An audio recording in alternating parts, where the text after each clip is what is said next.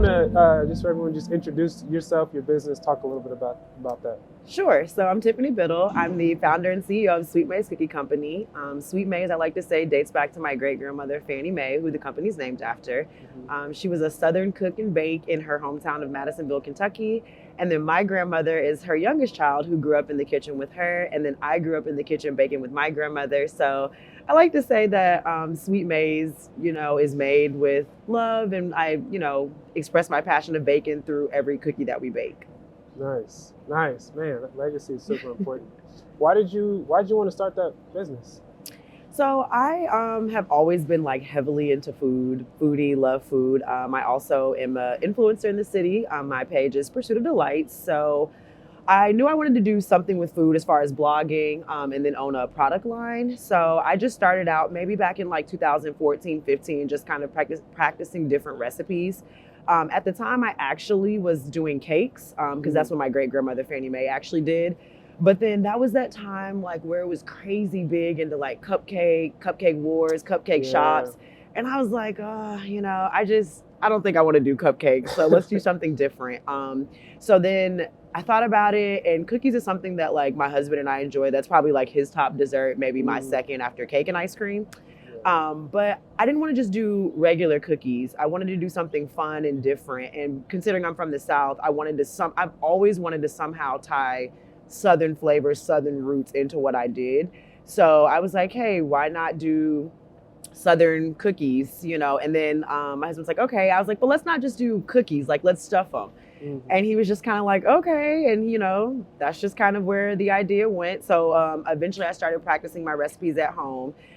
So the recipes themselves are not Fannie Mae's. I developed the recipes, but the Southern roots and the baking is where Fannie comes in. And growing up and, like all throughout practicing and developing recipes, I'd call my grandma on the phone like, hey, what about this? What about that? What about this flavor?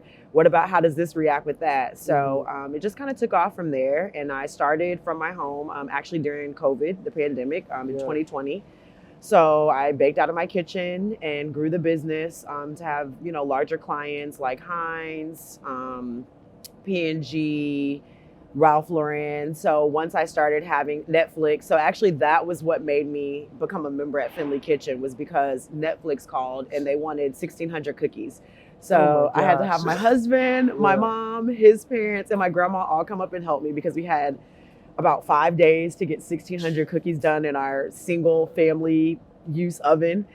So, we worked night and day for like 5-6 days. Wait, so how many of y'all was it? Was it just like, it was like everybody in our home kitchen.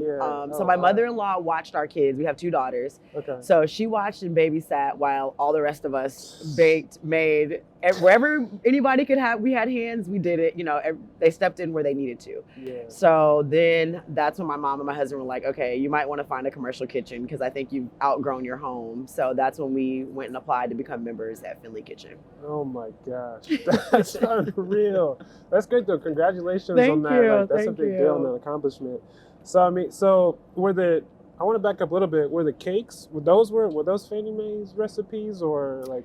Was that original recipe as well? Some of them were. So I mix and kind of mingle. So I do have my great grandmother's recipes, and where they do apply, then we do use them. So like for our banana pudding cookie, I do use Fannie Mae's custard for the banana pudding, and I mix it with a few things, and then that's what ends up being the stuffing for that cookie. But ultimately, I've kind of developed my own recipes, also incorporating Fannie Mae's a little bit. So it's kind of a little bit of both. Yeah. Does your family ever, did your grandparents or anybody in your family sort of have to check and make sure that the quality was up to standard before you went public with it? Yeah, so I would say my husband, because clearly he lives with me, so he did a lot of the taste testing, and then of course I would send family samples to test the shipping aspect of things. But yeah, so everybody did taste testing. I worked night and day, because during COVID, what else did I have to do, right? All the time in the world. So right now, yes. Exactly. So I literally baked morning to night every day until I felt comfortable, and my husband and I liked the recipes, and then we, would send them out and share them.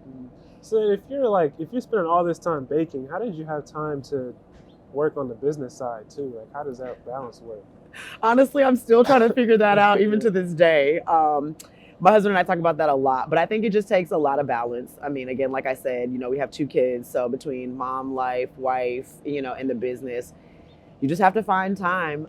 Because I'm still pretty active in the kitchen. I do have 2 employees, but I still go in and do things weekly. I'm not as involved in the making, but I still bake quite a bit. But I just say finding the balance. My husband is big on organization and like giving yourself so many task a day but not overloading your plate.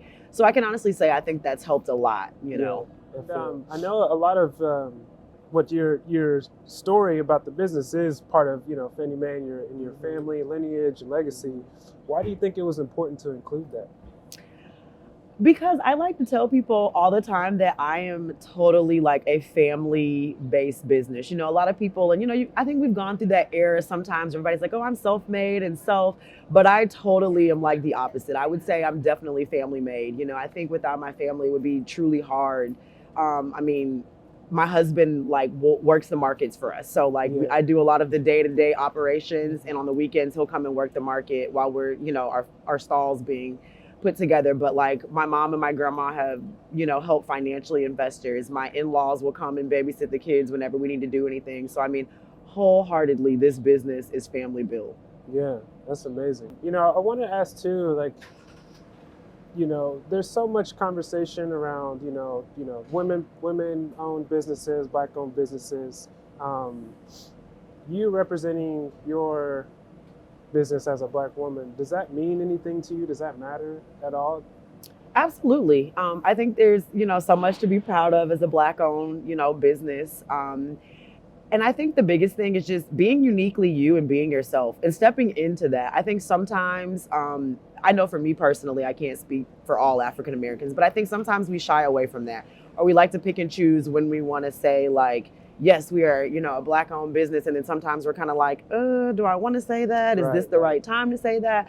But honestly, I've had Caucasian males and females tell me, be you, you're a Black-owned woman, be proud of that, step into that, and don't back away from that, because use it to your advantage. So, I definitely think it's something to be proud of. Nice. And is there any sort of encouragement or advice that you would give to Black-owned businesses looking to step into the world, grow their business, even whether it's food or anything else? I would say just do it. Go for it. Yeah. I know that sounds very cliche, but believe it or not, even with me, how I got started was because, again, like I told you, I have a influencer page. And what happened was I practiced and got my recipes down. And then I just sat there, and my husband's like, okay, so what are you going to do? And I'm like, I don't know. He's like, are you going to post it? Or are you going to start selling? I'm just like, I don't know. And literally I posted it on Sweet May or on Pursuit of Delights. And what happened was a month later, somebody was like, hey, I'm turning 35. Did you ever start that cookie business that you were talking about? And I'm like, and my husband's like, yes, tell her yes, you've now started. And I kid you not, she was my first customer and I never looked back. So I would say the message there is go for it. You're gonna always have doubt. You're gonna always question things. And there's gonna be some things that you just have to roll with. You can plan for so much, but there's only so much you can plan for. There's a lot that you're gonna learn just by putting yourself in the fire and just getting out there and doing it. Yeah, do it now. Yeah, do it now. Yeah. And that's a great point. Do it now, because if not, the longer you sit on it, you're gonna watch somebody else build the idea that you had. 100%. Okay, last thing I got for you. You can be honest with me. What's the best flavored thing that you offer? Ooh, that's a tough and one. You can't give me the answer where you're like, they're all my children and they're all my favorite. You have one that you're going to go back to. I would say carrot cake. That's one of our top sellers. And then my personal favorite, I love our chocolate chip cookie, our rainbow sprinkles. So it's our chocolate chip cookie base stuffed with cookie butter and topped with sprinkles. It's probably not our most adult-like. It actually appeals a lot to children, but I like it. I think it's just very whimsical. It's something about the cookie butter and the chocolate chips and, that play that just works very well together. Last thing. What makes your cookies different? I would say love. We use brown butter. And I think, honestly, the Southern flavors. I have to say, I think the Southern aspect to that is really just what makes them different. Because, to be honest, you can go find a chocolate chip cookie anywhere. But I think it's the, carrot cake, the red velvet, even with our chocolate chip with the sprinkles, the cookie butter. It's those small nuances that make things, different that I think people appreciate, and honestly, that's what we're learning in Target. Yes, we sell our 2 chocolate chip cookie flavors, but in reality, I mean, there's 100 and plus varieties of chocolate chip cookies. So I'm not forcing people to have to come to me for that, but I think the Southern aspect, people really appreciate that. Nice. There's a level of comfort there for people. Yeah, absolutely. Yeah, that's great. Well, that's all I have. Well, thank you so much, Tiffany. I appreciate your time. Thank you. I appreciate it. Thanks for having me. Of course.